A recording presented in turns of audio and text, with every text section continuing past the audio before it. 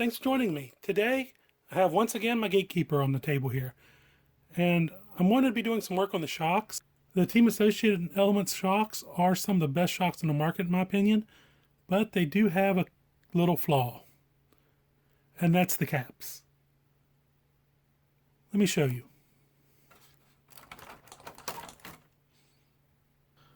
The problem is while this is a beautiful shock right here, and very well made, the problem is the cap itself. We have this wonderful aluminum body here, but we have these plastic caps. And these plastic caps on these associated shocks leak. Let me see if I can zoom you in on this and show you how bad it really is. See all this right in here? That's where the oil has been leaking out of this shock. All 4 shocks on this truck has leaking to some degree. 2 of them are bad, like this, and the other 2 are just a little bit. Like this shock right here is probably almost dry. It has left puddles underneath the truck. The cap down here is fine. It doesn't leak. It's this one right here on top. So what do we do about those? As you saw in the Trail Runner videos, I used these right here. This is a metal shock cap from STRC. They come in a bunch of different colors. I went with the gunmetal because I didn't want it to stand out. I wanted it to kind of blend in. I didn't want it to be bright and gaudy. If you replace these on all 4 of your element shocks, you'll be leak free from then on, and it makes this life so much easier and more enjoyable out on the trail. I'm not going to go through putting these on because, like I said, I've done that before in the Trail Runner video, but I want to show you a couple other things I found to make your life so much easier with your shocks. Even though they don't have a tendency, like I said, to leak down here at this bottom part, it can happen. Any shock it can. So what I recommend there is using basically a slime. I got this one from Corrupt Carbon Works.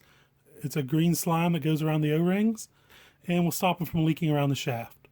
So anytime you have RTR kit shocks or even high-end shocks and you're building them up, I recommend putting this on the O-rings to keep from having leaks. Now, for what I really wanted to show you is these. I got these right here from Corrupt Carbon Works as well. I saw them on their website and I was like really intrigued by them. These are pistons for your shocks. They make these right here specifically for the element shocks. And what this does is normally your pistons have holes in them. Instead of holes, these have little cutouts on the edges, shaped like gears. And the more holes there are around the edges, the easier it is for oil to pass past the piston, which will speed up or slow down the piston.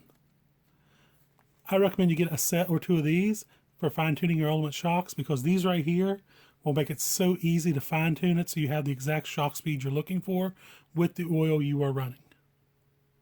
So I wanted to show you these products here, these 3 products, because I'm getting ready to rebuild the shocks on my element here, and just wanted to give you an idea of what I'm doing and how I take care of my shocks.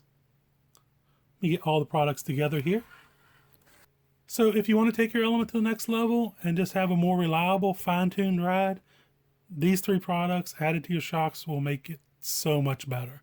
It'll give you better performance for competitions or make your trail truck just that much better handling out there. Shock oil, that is up to you and your environment. A lot of trucks, I run 35 in the front and 40 in the rear. This truck being a heavy truck with the cage and all the accessories and all that, is I'll probably end up running a 60 weight shock oil all the way around. I might go 55 in the front. But with these shock caps, the slime, and these pistons, I know I'm going to have good shocks that won't let me down and will do everything I need them to do. I hope you enjoyed this little video here. Like I said, I just wanted to show you and maybe give you some tips on building shocks. I have videos where I went through filling shocks and changing oil and stuff like that. So I'm not going to do a whole video on that here. Like I said, I just want to do a quick tips video. I hope you enjoyed it. If you have any questions or comments, please drop them down below. If you're looking for any of these products, STRC will take care of you. I got these from A-Main Hobbies. So they'll take care of you on the shock caps, and the rest of this came from Corrupt Carbon Works. Please hit like if you enjoyed this video. That really helps us out with the algorithm. And subscribe if you don't want to miss any updates to this truck or any of our other projects. Until next time, happy RCing.